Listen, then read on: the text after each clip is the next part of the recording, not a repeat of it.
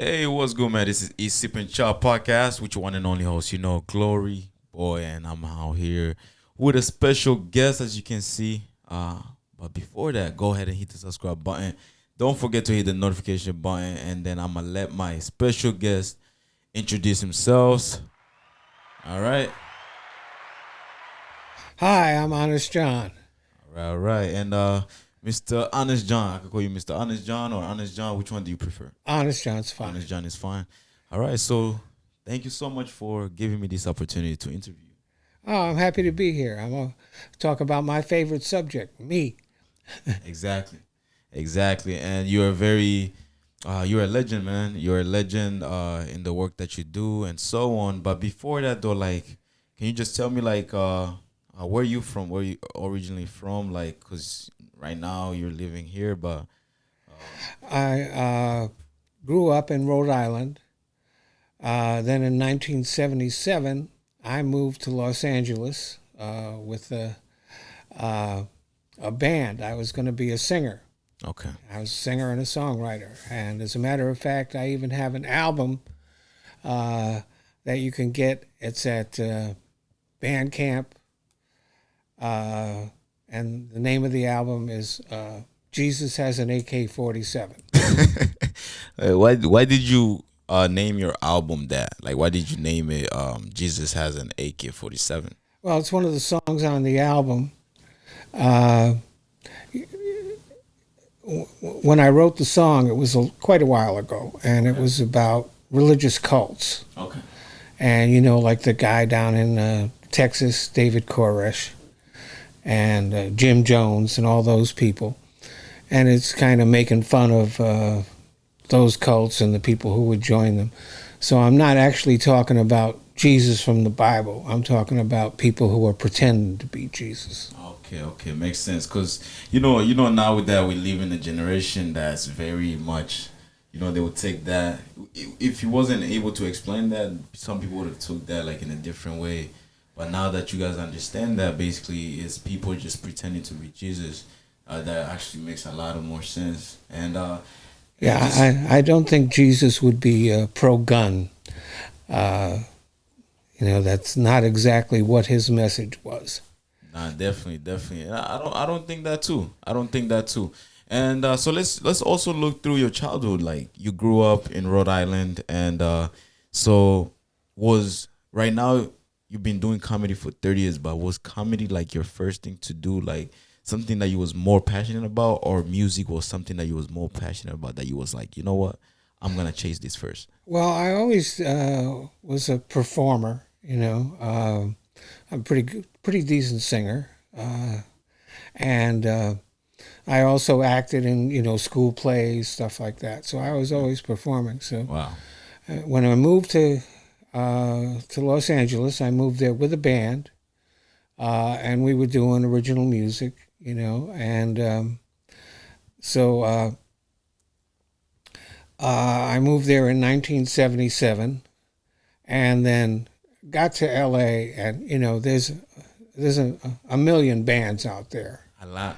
a lot of bands, and we were just a little three-piece little thing, and looked around, and there were all of these amazing bands. Wow. Really, really good bands, and we could tell pretty quickly that we were just kind of, we could get little gigs in small places, but we weren't going to be the stars we thought we were when we went out there.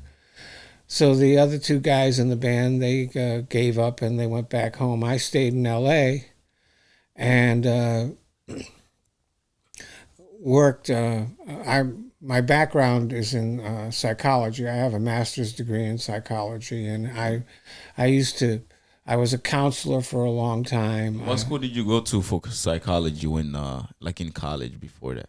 Well, I went to Providence College, but I was an English major. Okay. But I got involved with, the Encounter Group movement, which was happening way back, 1960s. In the 1960s, there were all these encounter groups going on. So I was involved in that, and so then I got a job as a counselor working with kids after I graduated from college. Oh, wow.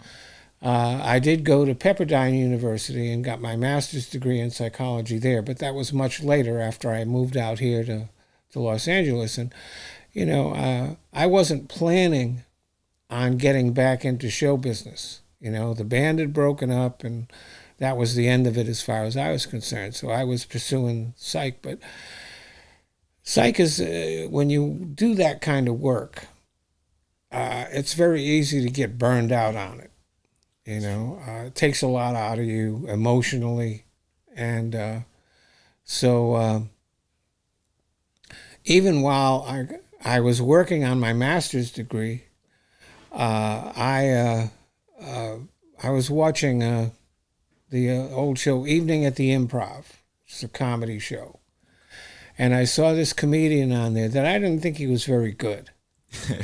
Why do you think he wasn't that good? It didn't make me laugh, So I didn't think he was that good. And I was like, I'm funnier than this guy, and he's on TV. Right. So I said, well, maybe I'll try that. So I started doing open mics.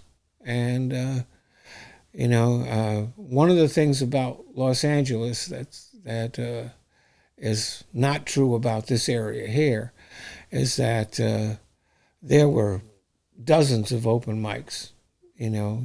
I would do 2 and 3 open mics a night. Wow. And so I got better at comedy real fast. And then I was making friends with other people who were starting off in comedy. And a lot of those people were black comedians. And they saw something in me that I didn't see, because they started inviting me to go out to do shows in the hood, where, I would be like the only white guy there. And matter of fact, people used to come up to me and go, "Are you the owner?" I know, and that's 1970s, 1980. 1987. 1987, when I started doing comedy. Yeah, and that was like during the time of like a lot of things going on, like let's say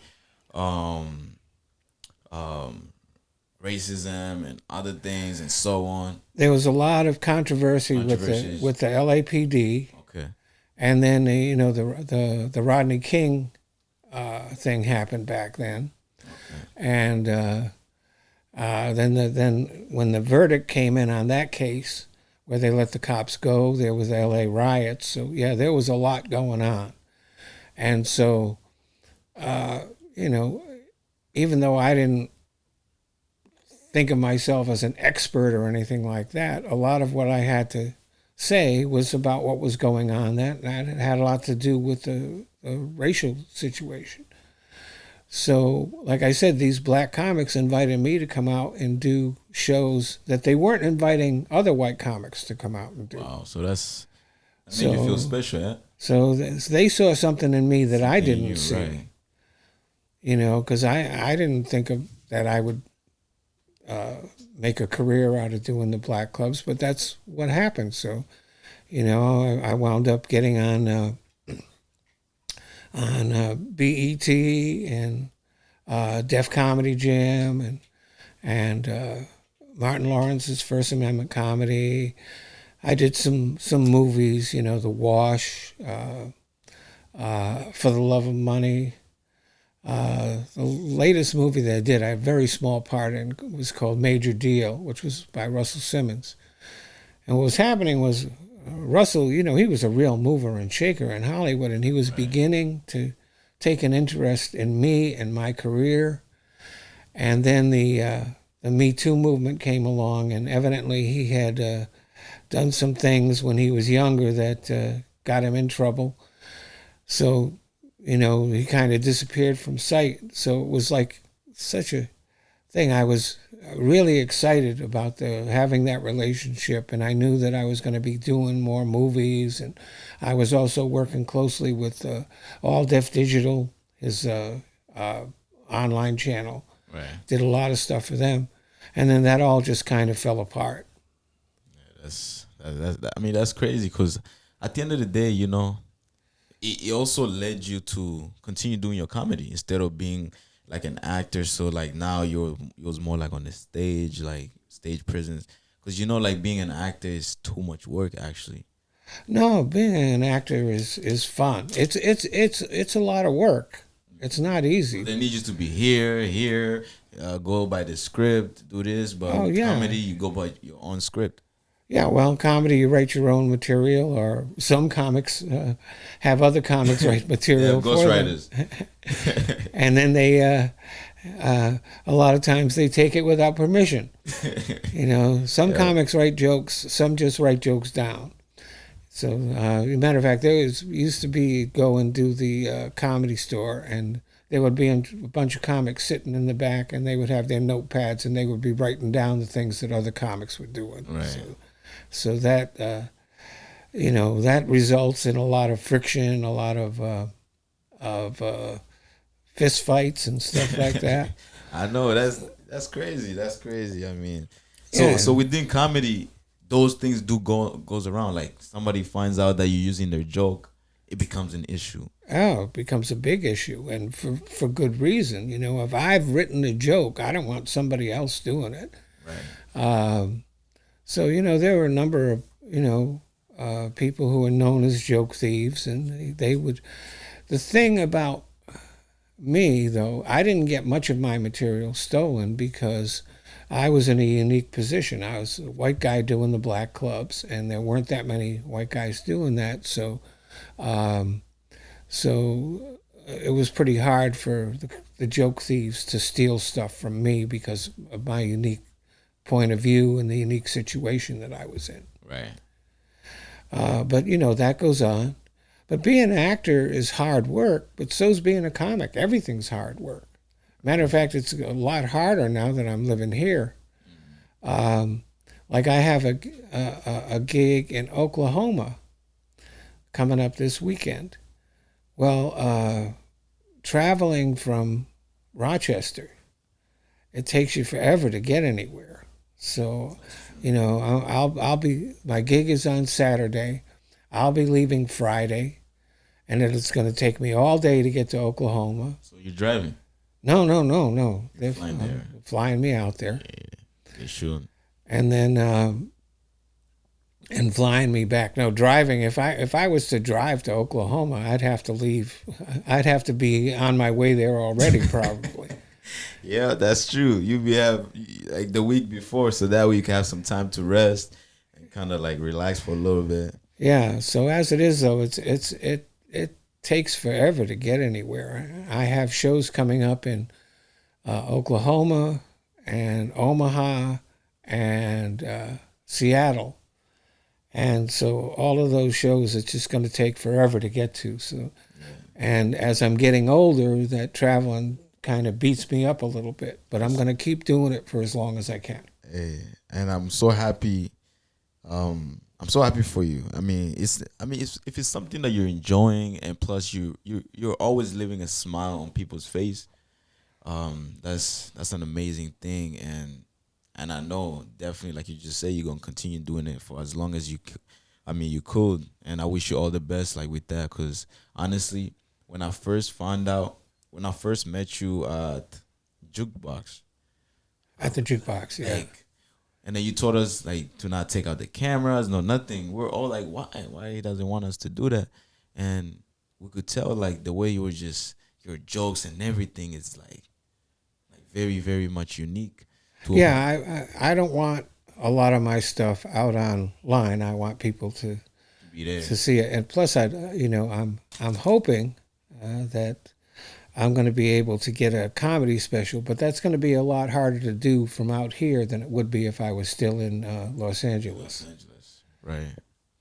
Right. I mean, you get it done. But let's take a look back at. Let me go back to where you said about your band. So we're gonna go back to your band. Unfortunately, because you didn't really actually tell us exactly why you and your band did split. Like, what was the reason behind your separation with your band, and just leaving the family, leaving your household. I mean, your parents to go in Los Angeles. Did that kind of like affect you in any type of way, and affect your parents? Yeah, we all moved out here, and like I said, it became pretty clear pretty quickly that I mean, we just didn't measure up. So we all wound up getting day jobs. And the first one was we worked at all three of us got a job at the same place. We were working at what was called the Xerox Reproduction Center. Xerox is now, what was then Xerox is now FedEx Kinko's, kind of like that, right? So, but what we were doing is we would get a ton of papers from different businesses, and then we would have to make copies of them. And like the guys who had been working there longest, they got the best machines. So they would just, they would put a pile on the machine. The machine would, and they'd set the machine, and it would make all the copies, and they would do that, because the businesses needed their copies. Right. But myself, as the new guy, right, I had to use one of those machines that you would put a piece of paper in there, make a copy, take it out, put the next piece of paper in, and I would do that all night long. It was midnight to 7 in the morning. I would just be making copies of things like that. Hated that. But eventually I got a job working in psych, so I was able to stop doing that. I worked at different psychiatric hospitals around Los Angeles, and spent years doing that, and was still working. I was working at the State Mental Hospital in outside of Los Angeles for 10 years before I and I was starting to do comedy, and I was getting a little bit better known as time went on, and so I would be working at the hospital, and then I would get a show in out of town somewhere, and I'd have to tell them, well, I can't come into work this weekend because I'm going to be in Chicago, or I'm going to be in Philadelphia or something like that. Right. So they were very patient with me, but eventually I was going to have to make a choice as to what I was going to do, and the choice for me was obviously comedy. Okay, and was that like a hard decision for you to make, or you just, and how did you decide, like, how did you make that decision on your own? Because sometimes people do go to people and ask for like advice, like, do you think this is the right thing to do? Do you think I should kind of like focus on comedy or focus on psychology because it's something that I went to school for? Like, how did you go about it? Well, let me tell you, the scariest day of my life was when I quit that day job. Wow. Because then I knew, I mean, it was just, you don't know when gigs are going to come in. Sometimes you have a lot of money, sometimes you have none. And there were times when I was very, very close to not being able to pay the rent, but somehow or other I always managed to keep a roof over my head. And then as I got better known, after a while, I was just doing comedy. I quit the day job, and I quit the day job in 1997. I had just done Def Comedy Jam, and I had done BET Comic View a few times, and I was starting to get a fair amount of gigs on the road. But there were times when it was really touch and go. It was really desperate, but somehow or other I managed to keep a roof over my head all these years. And was there's like those gigs, like, where like some of them were they paying you like enough money to kind of like, because LA is a hard life. LA is very, very expensive. It's just like living in New York City, or let me say living in what's another city that's very expensive? Miami, New Orleans, something like that. Yeah. So like, were they paying you like enough money to? Well, I managed to make it this far. I managed to survive. And with just comedy, so you wasn't doing no other job, just comedy. Just comedy. Wow. Yeah, and the occasional acting gig. So, for example, when I did The Wash, that was I worked on that for 6 or 8 weeks, even though I'm only in that movie for a very short time.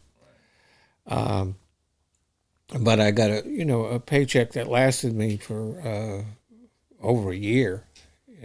Paid the rent for over a year. You So mind telling that us was how good. much was that? I don't remember the exactly how much it was, Right. but it was a pretty decent check. And then you get residuals. But the thing about residuals is that they get smaller as you go along. And so the first couple of residual checks were pretty nice, but the latest residual check that I got, it's sitting on my desk at home, was for 6 cents. What? Yeah, it cost more to make the check than what I got. Right. Costs more to make the check. Costs more to even ship the check too. To ship the check, yeah. But yeah, and also like let's take a look at Martin Lawrence, the show you was at, Martin Lawrence show. Like how did that come about? Like how were you able to get the opportunity to be right there? Because I also actually did check it out on YouTube, and I did see there was some other very popular comedians on there. Like how were you able to get the opportunity to be on that? On that? I don't really know.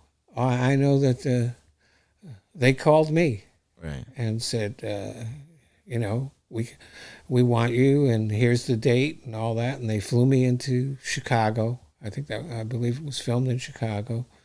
Did the show and had a great time. Had a really good set. That's one thing. I've been very lucky because every time that I've done television, whether it was Showtime at the Apollo or DefJAM or something like that, I've always done really well. I've always hit it out of the park. On DefJAM, I got a standing ovation, and then one of the things also that helped was I created a show myself and boy, why am I forgetting the guy's name? I can see his face, but anyhow. I know you'd be like that sometimes. You'd be like that sometimes. Yeah, we created a show called White Boys in the Hood, which was the white comics that were doing the black clubs. We took that to Bob Sumner, who at that time was very involved, and like he was the one who gathered all the talent for DefJAM and all that. He's kind of a legend in the comedy game if you're a black comic or urban comic. But like Russell Simmons produced DefJAM, but Bob Sumner was the one who went all over the country looking for the talent. Gotcha. And so I brought that show to him, and we got that on Showtime. That was a fun thing and all that. I should have gotten more money from that, but that's the way show business is. Right. That's true. But also, it kind of gave you even more exposure as well, because it's like those Def Jam and so on. They do have like a large audience.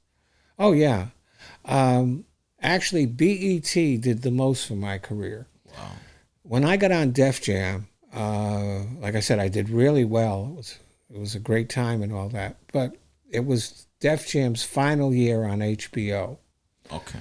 And the executives at HBO, what they were doing, which was really silly, but it's the kind of thing that there are guys in suits up in the big rooms that make decisions that even if they make no sense, it's still they make the decisions, so that's what happened.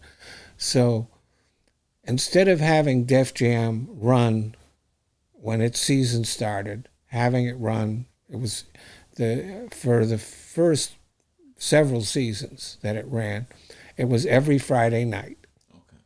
And you would tune in, from like I guess September through maybe March, and every Friday night there would be Def Jam.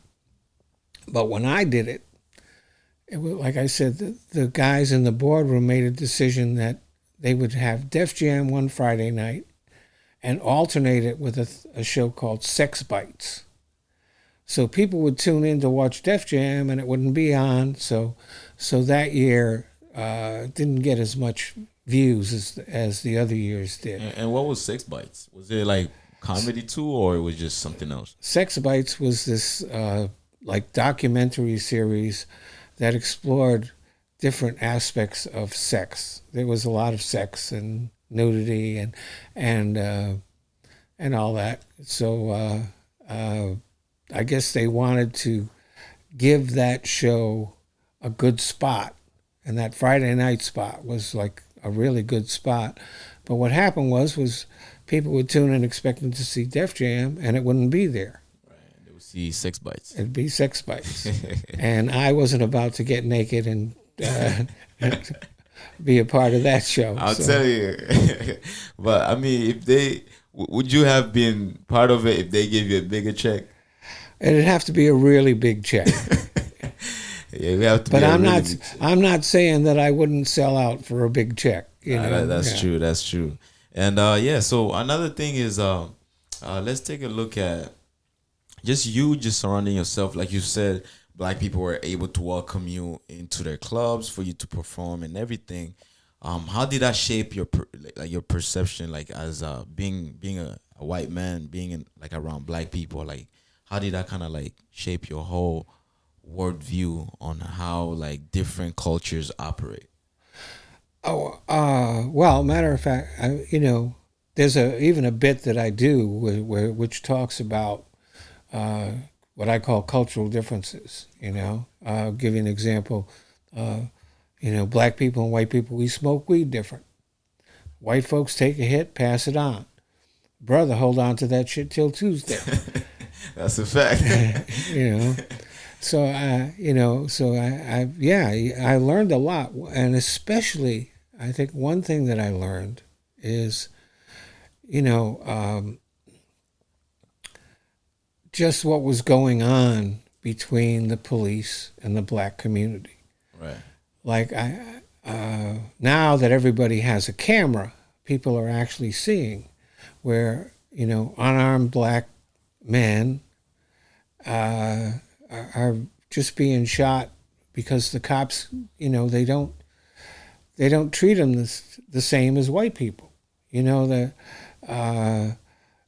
can have a white guy get really abusive and threatening with the cops, and the cops kind of seem to let it go, where a black guy just makes a sudden move and all the cops empty their guns. So there's a definite, and this is even the black cops seem to treat white folks differently than they do black folks. Now, some of that has to do with the fact that I guess if for example, if there's a rich white kid that gets pulled over by the cops, and the cops don't treat him exactly like they're supposed to, his daddy's going to hire a lawyer, and there's going to be, lawsuits and hell to pay. Where, if somebody's broke and gets in trouble, or even shouldn't be getting in trouble, right, and gets pulled over, the cops seem to be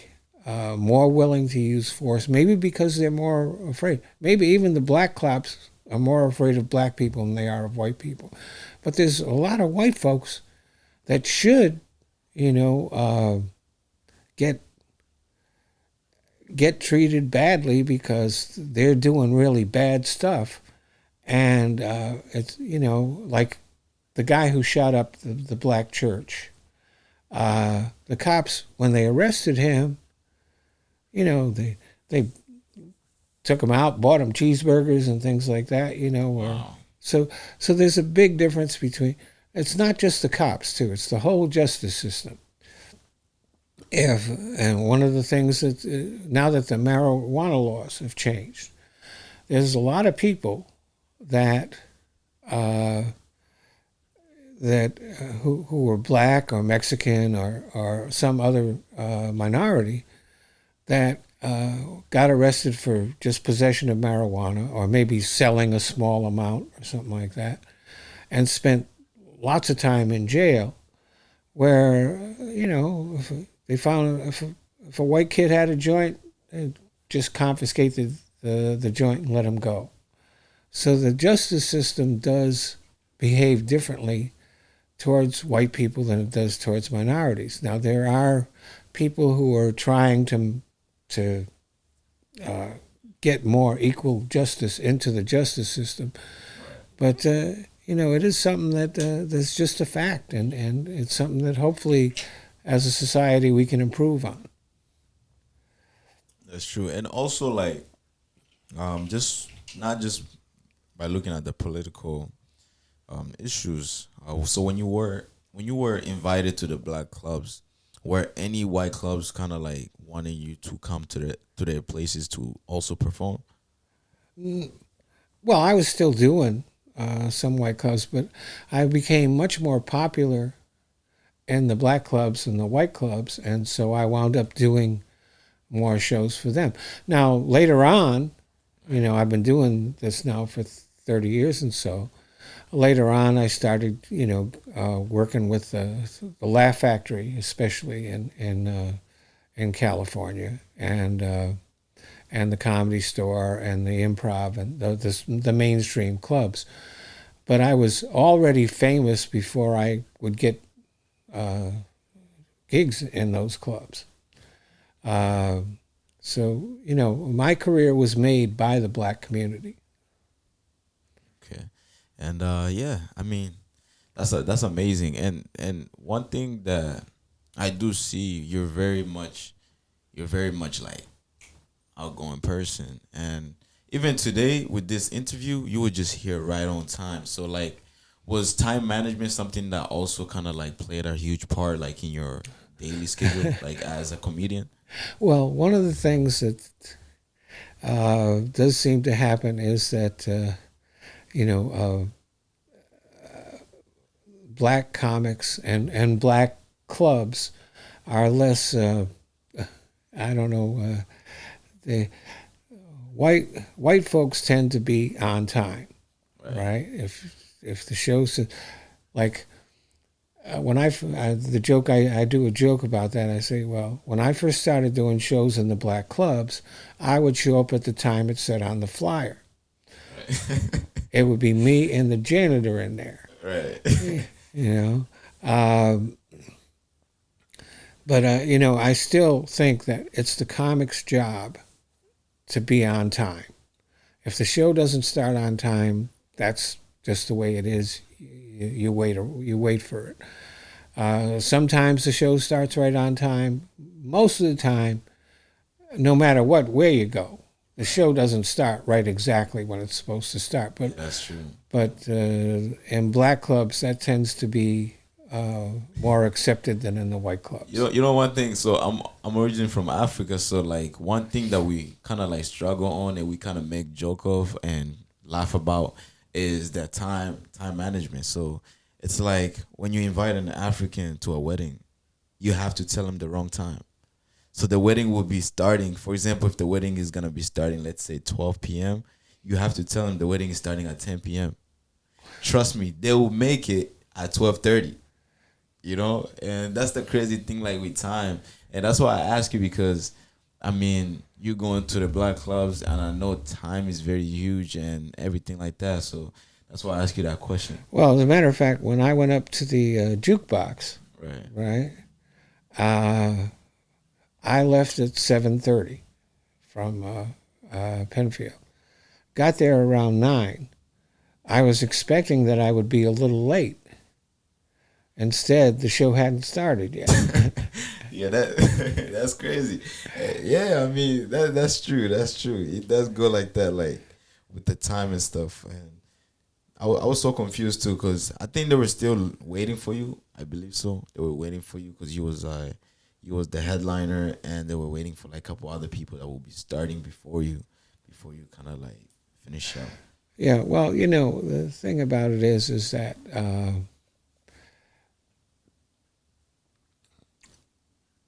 when you do a show that's a paid show, Right. and and like you're traveling, stuff like that, there is a opener, a feature, and a headliner. when you're doing a show that is, like a special appearance at an open mic, you know, uh, being last is not really the best spot because by then, there's been a lot of other comics have gone on. Some are good, some not so good. And so if you wait until the end of the night, the audience is kind of burned out. Right, that's true. So the best time to go on, if you're doing a guest spot at an open mic, is kind of in the middle of the night rather than closing down the show. If you wait until the end, the audience is tired, or a lot of them have left. That's true, because I remember my brother, his name is the Dark Prince, stage name, the Dark Prince. So at one point we went to Jukebox and he was the headliner. Like you just said exactly, this is what happened. We got there and he was supposed to either, like you say, in the middle or start, but as a headliner, you always start a little late. So what they did was they had so many people write down their names to go on the list before him. So, and then everybody was going, and then when it was time for him to like step up, some of the people have already left the right. A lot of your audiences have gone home because they've had enough. And I've had that happen even at paid shows where the person who booked the show got a little bit too ambitious and hired too many comics to work there. And so, I'd wind up going up at the end of the night and it would be really difficult. Right. The audience would be tired. There wouldn't be as many of them there, and it just, but so the only time being a headliner means anything is when you go someplace and there's an MC, opening act, and then the headliner. Right. Not too many people in the middle wasting time. Yeah. So If you're going up after 20 comics, you're not a headliner. You're just last. That's true. And so Honest John. So let me just go to your name now. So like I mentioned, my brother's name, stage name is the Dark Prince, and also he goes by African Comedy Kings. But for you, Honest John, like, is that like a stage name or that was just? That's a stage name. That's a not. Stage name. I wasn't born with that name. Okay. No. And the reason why I chose that name is because the comedians that I like best are the ones that have some kind of truthfulness, something to say, rather than just being funny. Like some of my favorite comics are like George Carlin, Lenny Bruce, Richard Pryor. It wasn't just all fun stuff, Now, there's a lot of good comics who don't do anything that's real meaningful, like Carrot Top, for example. Right. That's just a night of silliness. You're not going to get any social message out of that. You're not going to get any insight into humanity from those comics. But that's okay. But there are other comics that, have something serious to say. Paul Mooney, who is a legend in the black community, was one of the most, politically aware and very, like, he had a truth and he would say it, no bullshit. No bullshit. And that's where the name Honest came from. Yeah. Like you just want to be honest with the group and so on. Like, and that's something actually I learned about you. You're very authentic, like with your words. Like you're very straightforward. And you don't really pick and choose which crowd. Like you basically go with the whole crowd. Like everybody has to kind of feel what you're saying. And that's something unique about your comedy. Because I've watched a couple of videos of yours where you have a group of white people, black people, and every time you say something, everyone is enjoying, everybody's laughing. Well, the main thing is you have to, first of all, respect the intelligence of the audience. You have to respect your audience. And also you have to not to be honest without being disrespectful. That's true. And so yeah, it's that's kind of how it works. There's nothing wrong with just being silly, and the main thing is for any comic is to be funny. But you can be funny and have a message, or you can be funny and just be silly. Either one's okay. But don't be disrespectful. Right? Yeah. You just don't be disrespectful. Yeah, like time was when there were a lot of comedians who would do jokes about homosexuals that were disrespectful. Those times have changed now. People are have to be more aware of what they're saying. Doing jokes about rape. Now, I'm not saying that you can't do a joke about rape, but if you're disrespecting the people who have been raped, then you might not get the reaction that you want especially from the women in the audience. That's true. That's true. And like I said earlier, and I've always said this, like with the generation that we're in, we're in a generation where like a lot of people, I'm not trying to disrespect nobody, but a lot of people have become sensitive based on how like the messages and everything is being. Yeah, there is that. There are some people who are overly sensitive. Right. Like I understand the importance of being respectful to your audience and to all people. But again, I'm not going to be change my act just because somebody is super hypersensitive. If they can't deal with things as an adult, then they should go to a children's show. My show is for adults and mature adults, and there may be things that I say that some people might get offended at, but I don't deliberately disrespect anybody. And if somebody points out that I've said something that's disrespectful, I'll listen and maybe change that. But sometimes it's just like, well, I found that offensive. Well, what did you find offensive about it? Well, it's just offensive. Well, it's all about just communicating, just making sure like and communicating like in a well stable like environment. So for example, they're not just gonna say it as you're on stage. They can wait for you like maybe on the side and kind of like speak to you nicely. Yeah, well, there are times when people do Right, straight up. disrupt the show, and then you have to kind of slap them down a little bit. Yeah, and just tell them like you, like you stay down before I roast you.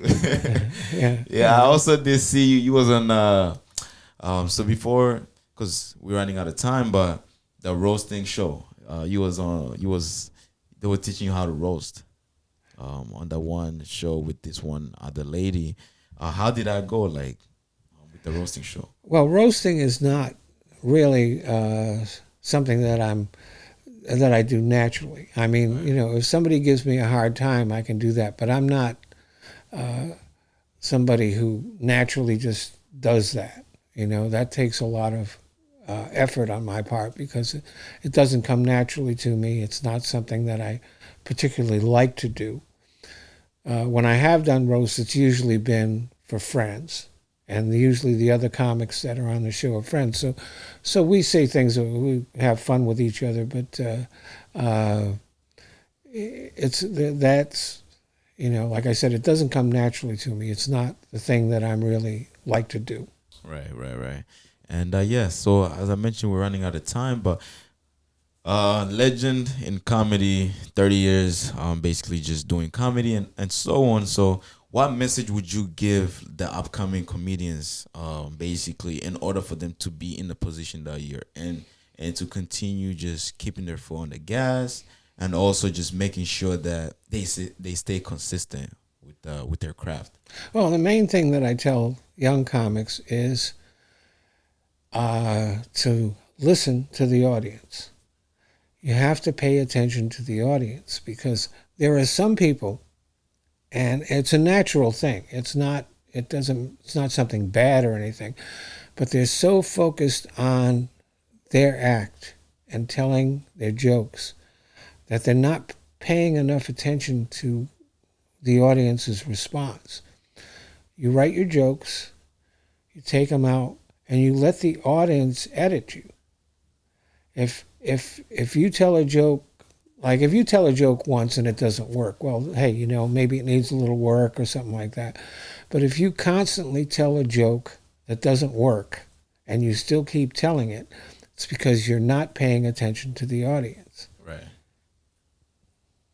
All right. And also, besides that, like how can they stay consistent in order to just kind of like grow and build up their craft? Besides just looking at the audience, but what else can kind of like help them?